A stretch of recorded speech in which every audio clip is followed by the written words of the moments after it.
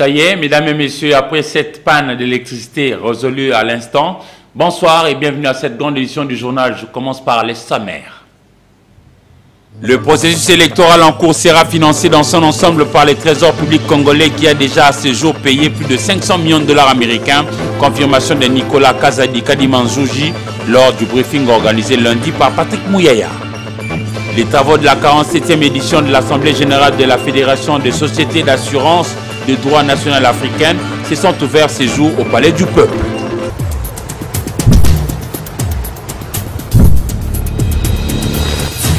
Bonsoir encore une fois. Devant la presse nationale congolaise, Nicolas Kazadi Kadimanzouji, ministre national de Finances, a rassuré les Congolais que tout l'ensemble du processus électoral en cours en République démocratique du Congo sera financé par les trésors publics congolais. Au briefing conjointement animé par le porte-parole du gouvernement Patrick Mouyaya Katembwe, le ministre a notamment rassuré également que par rapport au dossier BIAC, ça évolue bien. Regardez ces images avec Patrick Borel-Moukendi, Boshilo Kinzonti. Les efforts sont inlassablement fournis pour honorer les engagements de la République. Au briefing co-animé lundi 20 février 2023 avec le porte-parole du gouvernement, le ministre des Finances Nicolas Kazadi a confirmé que le processus électoral en cours sera entièrement financé par les trésors publics et appuis extérieurs peuvent nous venir juste en renfort car en somme, l'ère du Congo est tranquille. Mais l'objectif c'est que l'argent ne soit pas un problème. Jusqu'à présent, c'est le cas. Vous voyez que les enrôlements se font comme prévu. Et donc, nous allons continuer notre effort pour assurer que l'argent de la CENI soit toujours prioritairement payé à la CENI et qu'il n'y ait pas de prétexte de ce point de vue-là. Le gouvernement affirme avoir payé une grosse partie des dettes dues aux pétroliers. Pour la paix, dans l'est de l'ère des Congo, les FARDC sont équipés et cela exige des sommes importantes d'argent. Les sociales, les dossiers BIAC évoluent. Demain, le comité de stabilité financière se réunit pour écouter le rapport de l'IGF, parce que nous avons envoyé à la BIAC pour faire un rapport sur la situation des dettes et des créances. Demain, nous aurons ce rapport et probablement vendredi, vous serez informés à travers le Conseil des ministres sur les décisions qui vont suivre. Mais l'objectif que nous avons, c'est de nous assurer qu'on puisse récupérer le maximum de moyens pour désintéresser les épargnants. Qui vivra verra. Venons-en aux travaux de la 47e édition de l'Assemblée générale de la Fédération de sociétés d'assurance de droit national africain qui se sont ouverts aujourd'hui, lundi 20 février 2023 au Palais du Peuple, ici à Kinshasa, capitale de la RDC. Pour cette édition, le thème retenu a été l'assurance africaine. Comment exploiter au maximum les potentiels pour une croissance partagée. Patricia Molengombolekuni et Hugues Moussangilaï. La Fédération de sociétés d'assurance de droit national africaine a ouvert ses rencontres annuelles ce lundi 20 février à Kinshasa. Les assurances obligatoires en zone CIMA, les facteurs bloquant la micro-assurance en zone CIMA, comment intégrer le monde agricole à l'assurance sont les quelques sujets qui seront exploités au cours de ce travaux de 5 jours dont les participants sont venus de 203 sociétés affiliées que compte la FANAF. En effet, le retour de la FANAF ici en République démocratique du Congo est peut-être un signe annonciateur d'une nouvelle amorce pour une industrie d'assurance plus forte, davantage créative de richesse et résolument engagée sur la protection des personnes et des biens dans une économie indissociablement prospère et solidaire. La FANAF tient cette 47e assemblée en partenariat avec l'Association de sociétés d'assurance et de réassurance de la République démocratique du Congo. Cette assemblée générale s'inscrit donc dans une longue tradition d'échange et de partage entre les acteurs africains et d'ailleurs sur la problématique du secteur. Elle permettra aussi, comme nous espérons, de susciter des partenariats, des opportunités d'affaires. Dans son mot, le ministre de Finances a émis le vœu de voir ces travaux porter de fruits.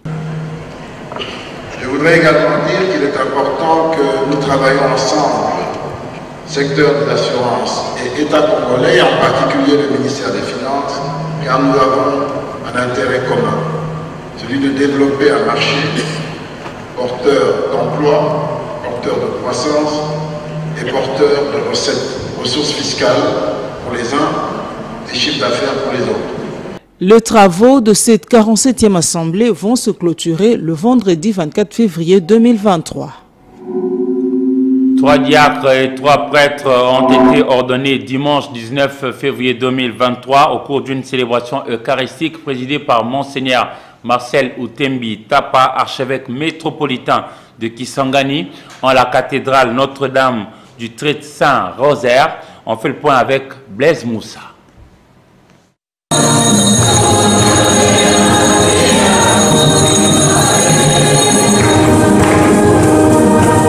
L'archidiocèse de Kisangani vient de s'enrichir de 3 nouveaux diacres et 3 prêtres le dimanche 19 février 2023. C'était au cours de la messe présidée par Monseigneur Marcel Outembi Tapa, archevêque métropolitain de Kisangani, dans la cathédrale Notre-Dame du Très Saint-Rosaire. À ce 7e dimanche du temps ordinaire année liturgique A, le prélat catholique a axé son enseignement sur l'évangile de Jésus-Christ qui nous recommande l'amour du prochain. Il ne faut pas rendre le mal par le mal. Il a insisté sur le vrai amour avec le pardon à nos semblables. Faire ce que Jésus vient de nous demander dépasse les possibilités humaines. Si Jésus nous dit d'aimer nos ennemis, c'est parce que Dieu le béni nous aime ainsi. Aimer ceux qui ne nous aiment pas, c'est imiter Dieu. Vous donc, soyez parfaits comme votre Père céleste est parfait. Faire du bien à ceux qui nous font du mal, ce n'est pas humain, c'est divin. C'est ressembler à Dieu. Devenir parfait comme Dieu est parfait. Nous sommes donc invités à tendre vers cet amour universel.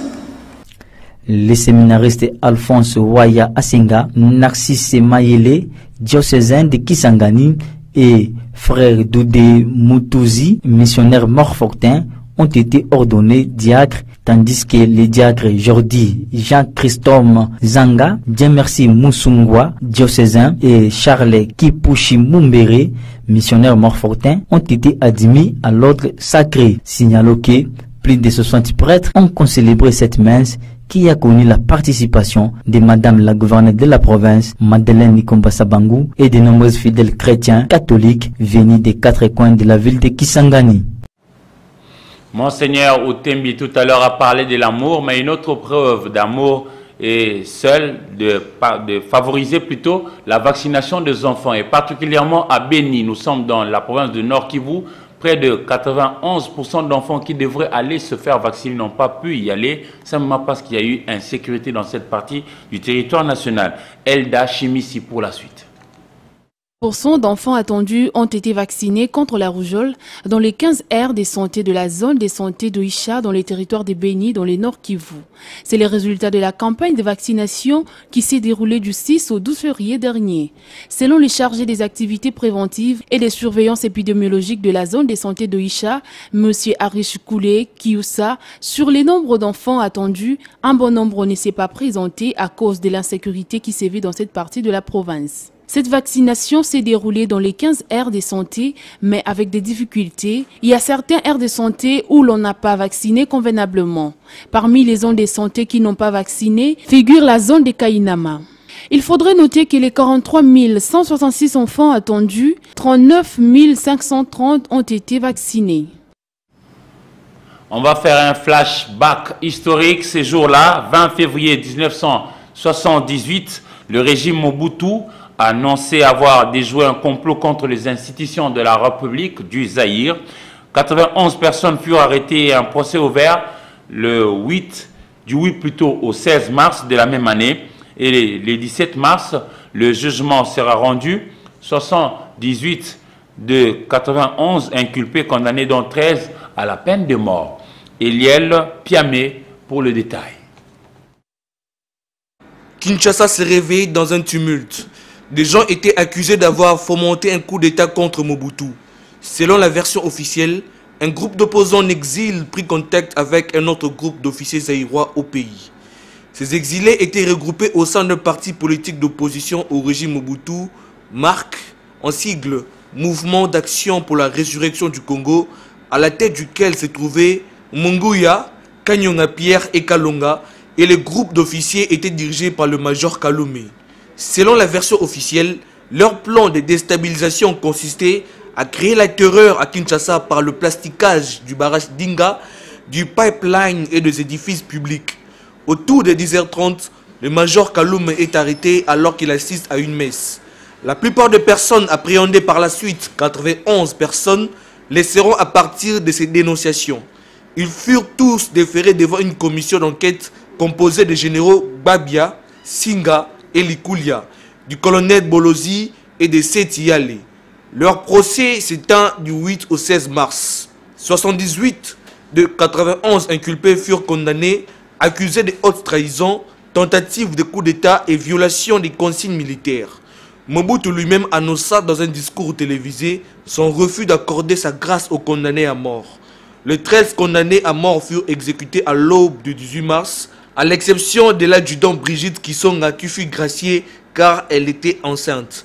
Tous les autres prisonniers, civils et militaires, furent acheminés à la prison d'Ongenga dans la province de l'Équateur. Madame Passé Nadia, cadre du parti lumumbiste unifié Palou, s'est fait enrôler le week-end dernier et elle en a profité pour remercier tous les habitants de la commune de Lemba qui ont, comme elle, se sont fait aussi enrôler. On fait le point avec Patricia Bassoa Patimbouzi. C'est dans la première ère opérationnelle et précisément au centre Malaïka dans la commune de Lemba que Nadia Passé a rempli son devoir civique et a obtenu sa carte d'électeur parmi les dernières personnes récurrentes. Pour ce membre du PALU, les choix de prochains dirigeants de la RDC partira du nombre de personnes enrôlées par la centrale électorale. D'où la signification de son geste posé comme une bonne citoyenne soucieuse du développement de son pays. Mes impressions sont de joie, de voir qu'ils sont nombreux, ceux qui se sont enrôlés au niveau de Momba, notre base qui se sont enrôlés au niveau de Momba, ainsi que toute la population congolaise, à qui nous disons grand merci. Nous demandons à la population qui se sont déjà enrôlés de pouvoir bien préserver leurs cartes, de manière à ce que tous nous puissions concourir aux élections qui se pointent à l'horizon. Nadia Passé est membre du parti lumumbiste unifié, Palou, ayant comme idéologie le socialisme démocratique, article 7 du statut révisé du 2e congrès de 2021. Elle a déclaré répondre à l'appel du président de la République, Félix-Antoine Tshisekedi, invitant les femmes à s'engager de plus en plus pour le développement du pays et le bien-être de la communauté.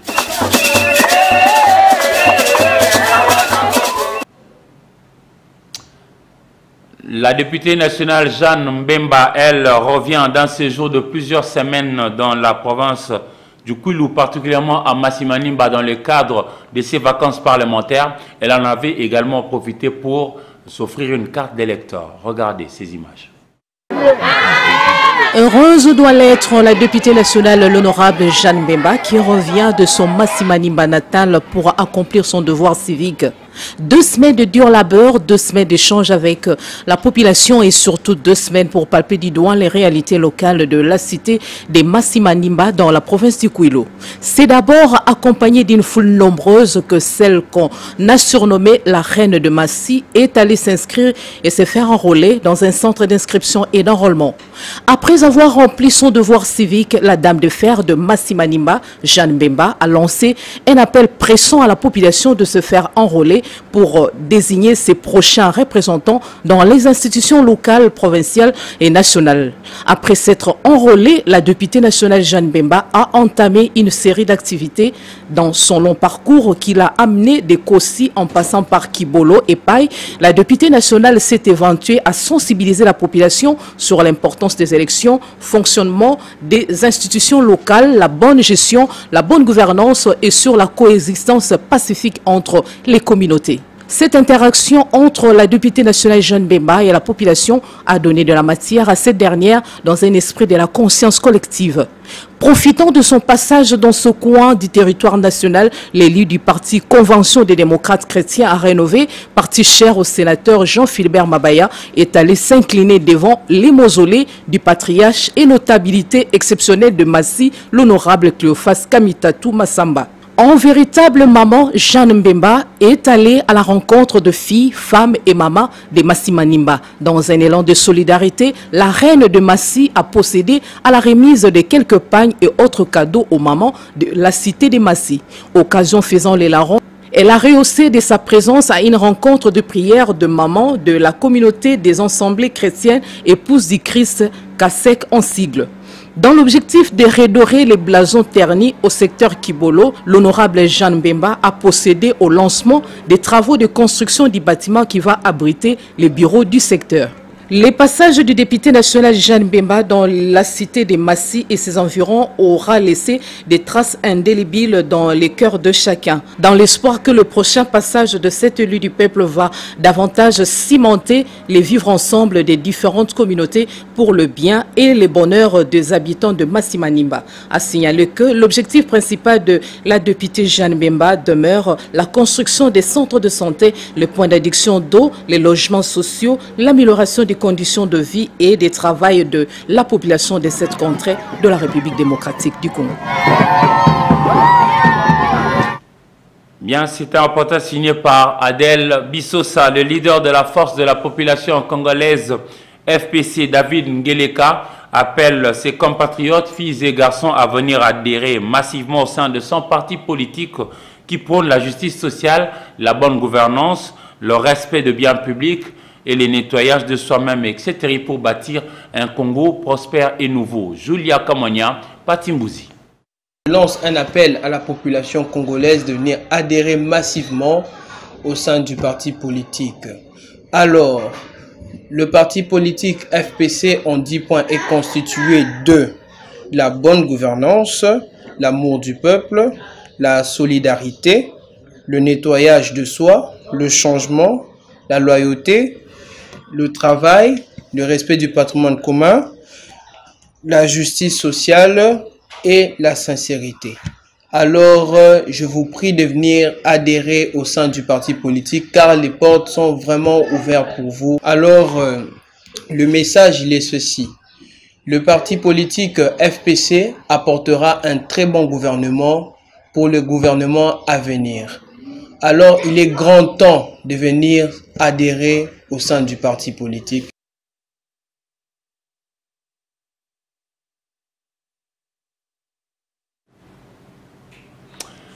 Pour nous éloigner de maladies, il vaut mieux que nous soyons propres dans notre cadre de vie. Et les jeunes de la commune de Mongafula l'ont compris. C'est comme ça qu'ils se sont lancés dans un exercice de salongo général le samedi dernier.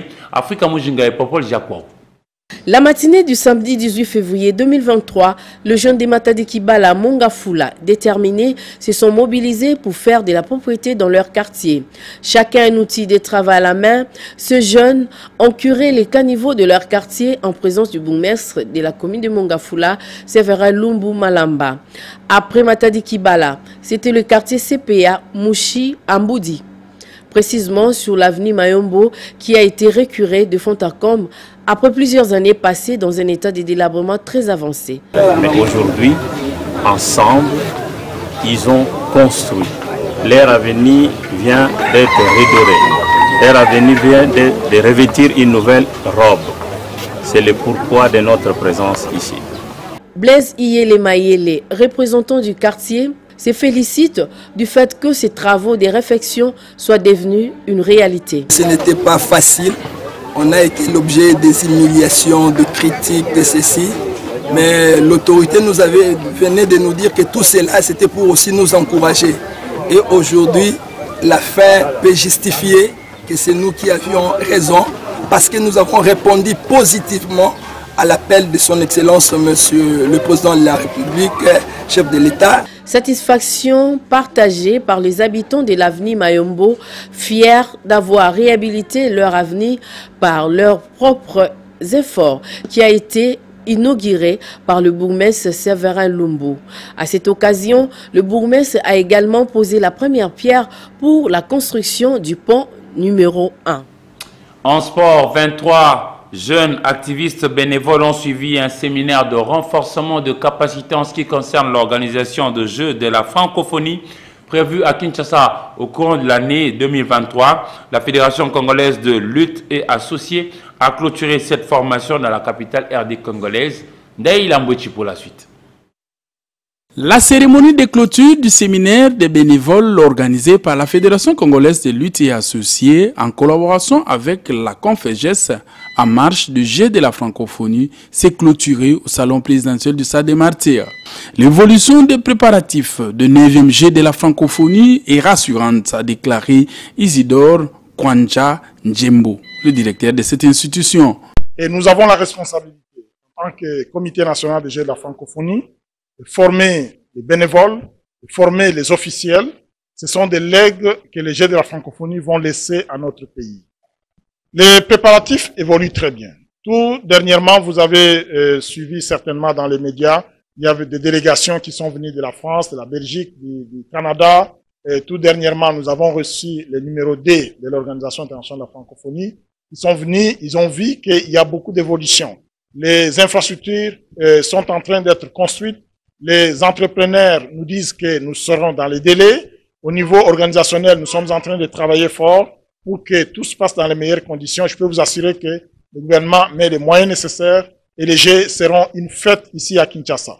Pour rappel, ce séminaire qui s'est déroulé du 15 au 17 février 2023 s'est occupé de la formation de 23 bénévoles en prévision des 9e Jeux de la francophonie, prévu au mois de juillet-août 2023 à Kinshasa. Les brevets de participation ont été décernés aux récipiendaires. Une photo de famille a sanctionné la fin de cette manifestation sportive. Lisons la presse parue aujourd'hui sur Kinshasa dans une sélection et un commentaire signé pour vous par Papi Katassi. Revue de presse.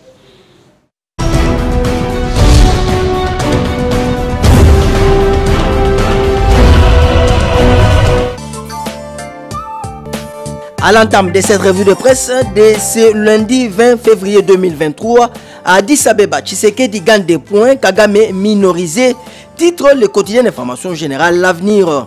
Selon notre confrère, tel un maçon expérimenté, le chef de l'État Félix Tshisekedi est en train de faire tomber brique après brique de l'édifice des maçons construit par le leader rwandais Paul Kagame depuis la période post-génocide rwandais jusqu'à ce jour. Partout il se déplace, nous dit notre confrère, tant dans les instances internationales que dans les réunions bilatérales, le président congolais est sur une dynamique démontrant par des preuves tangibles que les raisons avancées par les Rwandais pour agresser la RDC sont poussiéreuses et ne tiennent plus debout. Abordant le même chapitre, le quotidien d'information générale Forum des As, titre Addis Abeba, l'offensive diplomatique de Félix Tshisekedi paye. En quoi notre confrère, l'activisme diplomatique du président de la République Félix Tshisekedi est indéniablement payant. Réuni le 17 février pour examiner la situation sécuritaire dans l'Est de la RDC, le Conseil de paix et de sécurité de l'Union africaine a pris une série de mesures entérinées par tous les chefs d'État. Il privilégie l'harmonisation des processus de Luanda et de Nairobi. Dans un autre chapitre, toujours en politique, tumulte politicienne Katumbi, le mal-aimé, s'exclame le quotidien d'information générale, La République.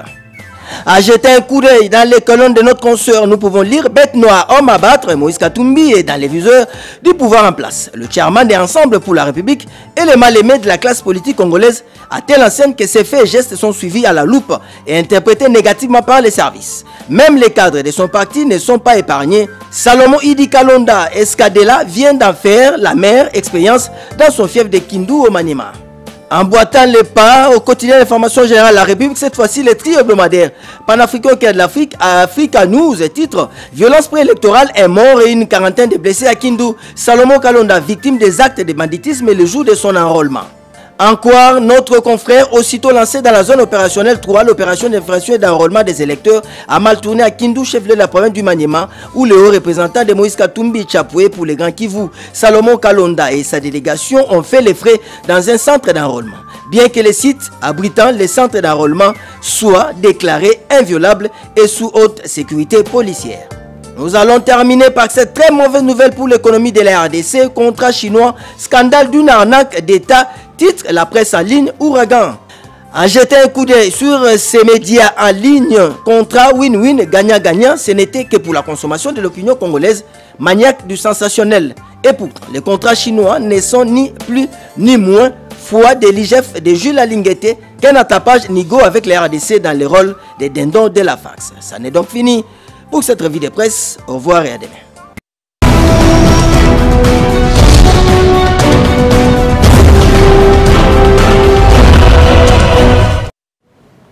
On va clôturer ce journal, mais bien avant, voici le rappel des titres.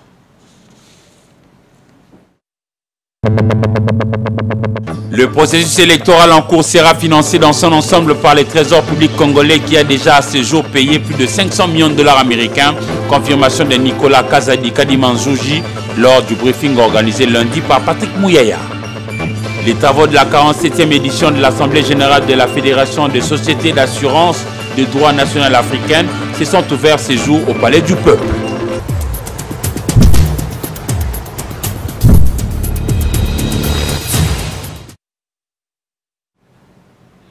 Mesdames et messieurs, ce journal est complètement terminé. Merci à vous de l'avoir suivi dans vos familles et surtout au revoir et bonne semaine. Et merci.